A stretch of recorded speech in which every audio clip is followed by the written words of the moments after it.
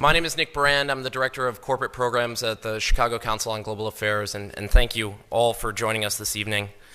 I'd like to take this opportunity to welcome George Friedman to the Chicago Council. I believe it's his first time here, so thank you so much for being with us. No place is really pacific for very long. I mean, neither the United States, we have constant wars, okay? Europe will, I suspect, not return to the 31 years, but it will return to humanity. They will have their wars, they will have their peace, they will live their lives. It will not be 100 million dead, but the idea of the European exceptionalism, I think, is the one suffering the first death. There will be conflict. There was conflict in Yugoslavia, and there's certainly conflict now in Ukraine.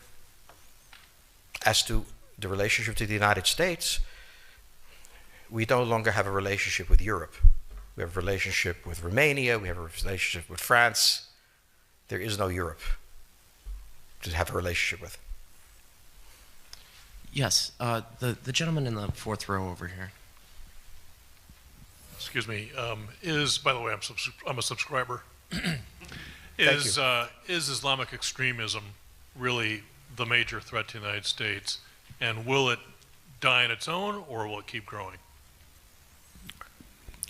It is a problem to the United States. It is not an existential threat. It has to be dealt with, but it has to be dealt with proportionately. We have other foreign policy interests. So, the primordial interest of the United States, over which for a century we have fought wars, the First, Second Cold War, has been the relationship between Germany and Russia, because united they are the only force that could threaten us, and to make sure that that doesn't happen. If you're a Ukrainian, is essentially reach out to the only country that will help you, which is the United States. Last week, 10 days ago, General Hodges, Commander U.S. Army Europe, visited Ukraine. He announced that U.S. trainers would now officially be coming, not just unofficially coming. He actually pinned medals on Ukrainian fighters, which by protocol of the military is not the way. Foreigners don't get to pin on, medals. But he did, showing that this was his army.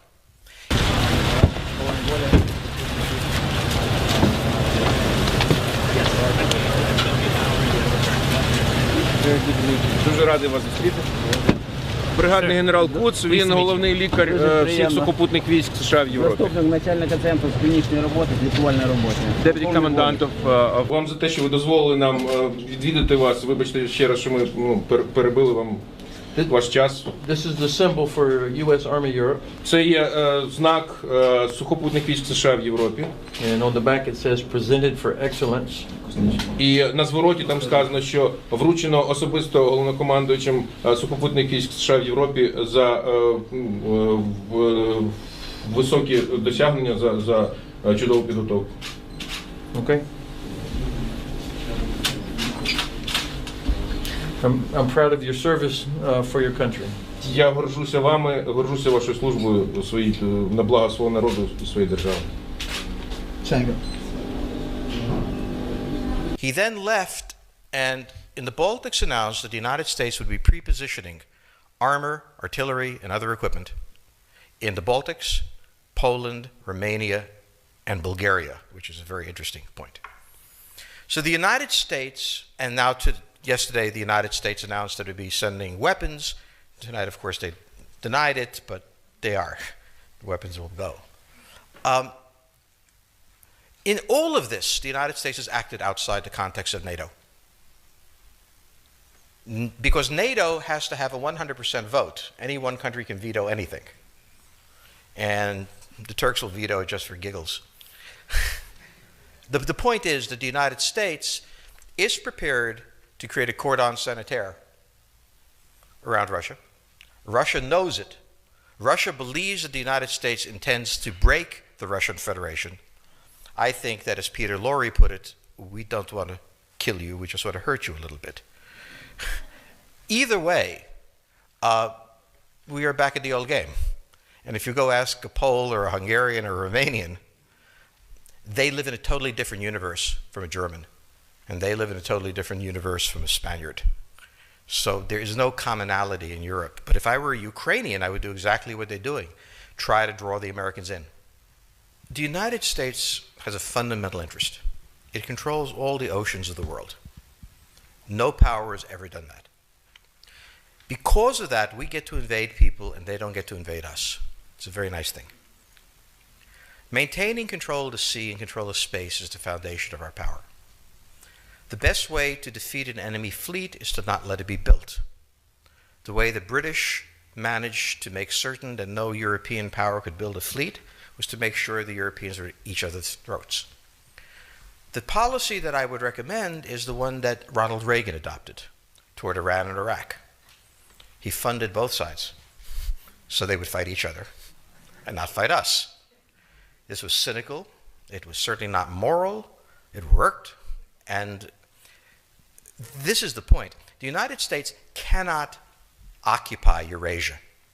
The moment the first boot sets the ground, the demographic differential is we are totally outnumbered. We can defeat an army. We cannot occupy Iraq. The idea that 130,000 men would occupy a country of 25 million, well, the ratio in New York of cops to citizens was greater than we had deployed in Iraq.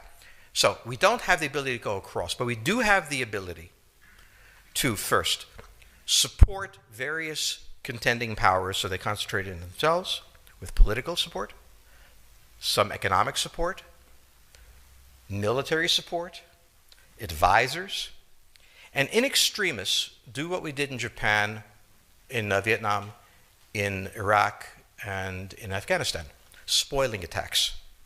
The spoiling attack is not intended to defeat the enemy. It's intended to throw him off balance. What we did in each of these wars, in Afghanistan, for example, is we threw Al-Qaeda off balance. The problem we have, since we're young and stupid, is that having thrown them off balance, instead of saying, okay, job well done, let's go home, we said, well, that was easy. Why don't we build a democracy here? This was the moment of dementia that came in. The answer, therefore, is the United States cannot constantly be intervening throughout Eurasia.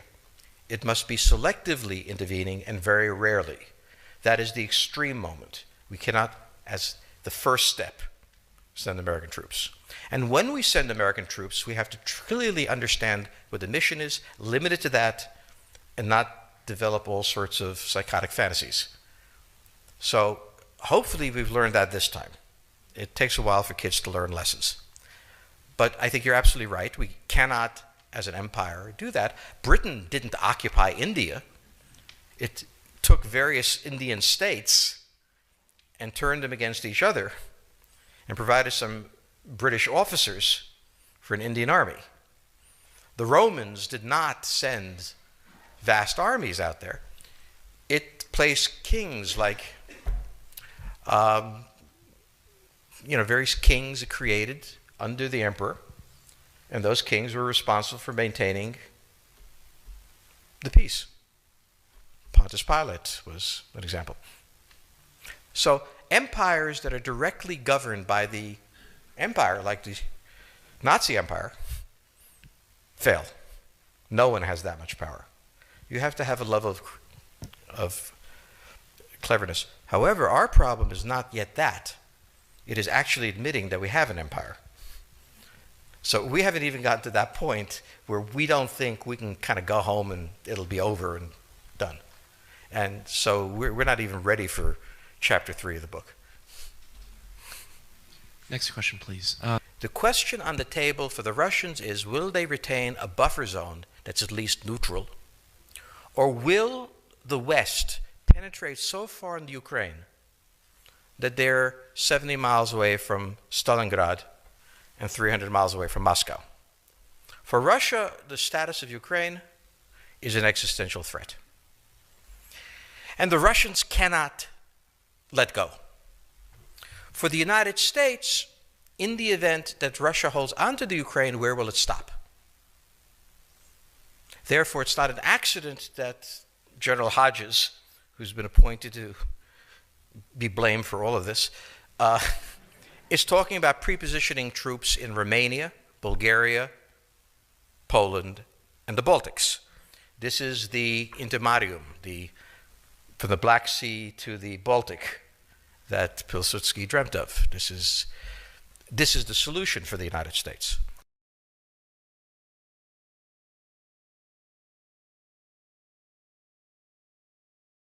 The issue to which we don't have the answer is, what will Germany do? So the real wild card in Europe is that as the United States builds this cordon sanitaire, not in Ukraine, but to the west, and the Russians try to figure out how to leverage the Ukrainians out, we don't know the German position. Germany is in a very peculiar position. Its former Chancellor, Gerhard Schroeder, is on the board of Gazprom. They have a very complex relationship to the Russians. The Germans themselves don't know what to do. They must export. The Russians can't take up the export. On the other hand, if they lose the free trade zone, they need to build something different. For the United States, the primordial fear is Russian capital, Russian technology, German technology and German capital, Russian natural resources, Russian manpower, as the only combination that has for centuries scared the hell out of the United States. So how does this play out? Well, the US has already put its cards on the table. It is the line from the Baltics to the Black Sea.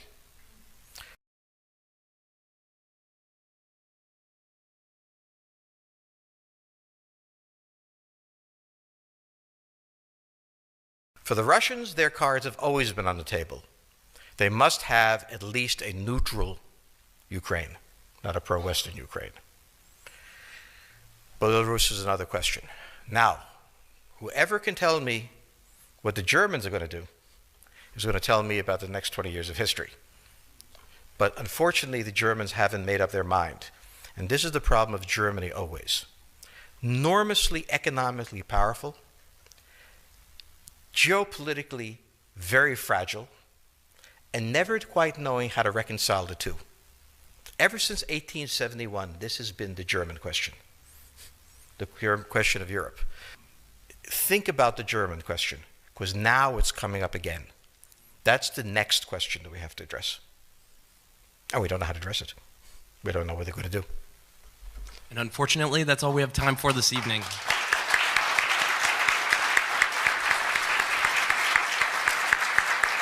Thank you so much. Thank you so much, George Friedman. He'll be signing copies of his book in the rear of the room. Thank you as well to the Chicago Club for co-sponsoring this evening. Good night.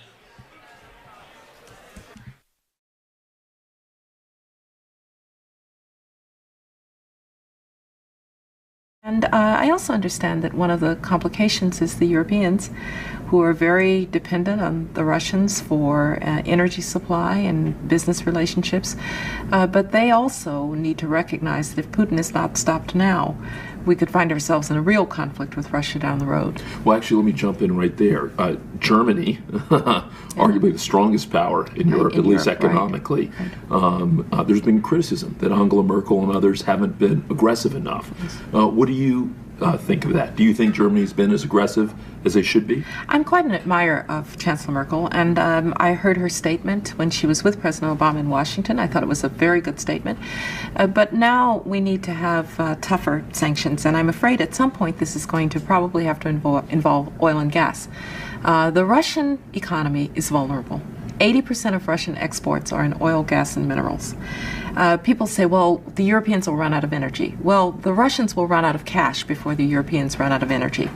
And I understand that it's uncomfortable to have an effect on business ties in this way. But this is one of the few instruments that we have. Over the long run, you simply want to change the structure of energy dependence. You want to depend more on the North American energy platform, the tremendous bounty of oil and gas that we're finding in North America. You want to have pipelines that don't go through Ukraine and Russia. For years, we've tried to get the Europeans to be interested in different pipeline routes. It's time to do that. And so some of this is simply acting, and acting as quickly as possible.